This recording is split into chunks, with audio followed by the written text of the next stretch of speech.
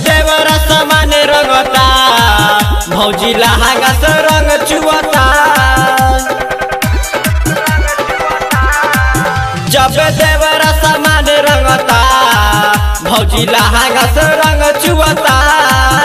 हमर माने नहीं बतिया रे दोनों रंग देता छतिया रे। दोनों नीमुआ हमार रंगता भौजी लहंगा से रंग चुअता। जब देवरा समान रंगता भौजी लहंगा से रंग चुअता।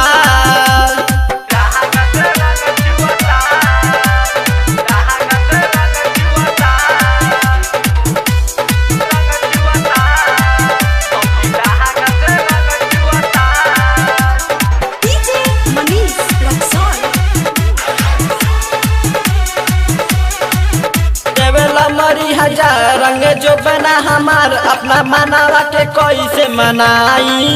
रंग सब से अलग करम को देला बदन अपना मनावा के कैसे मनाई। देवेला मरी हजार रंग जो बना हमार अपना मनावा के कैसे मनाई।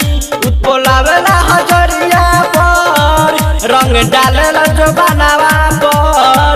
उत बोलावेला हजरिया पर रंग डालेला जो बनावा पर। वही दिन से रंग डालता मोरा लहंगा से रंग चुअता। जब देवरा समान रंगता भौजी लहंगा से रंग चुअता।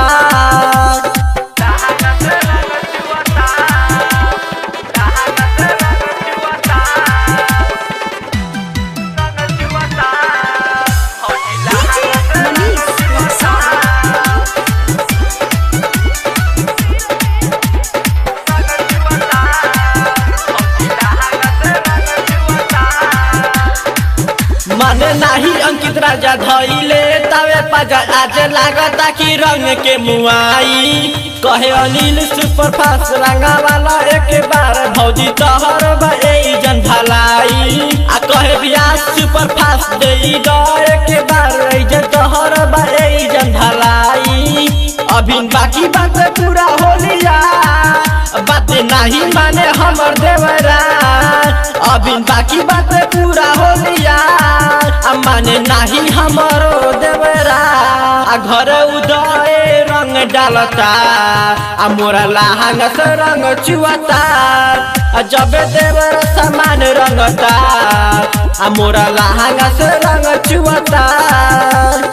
Manish recording studio Raxaul Raghunathpur.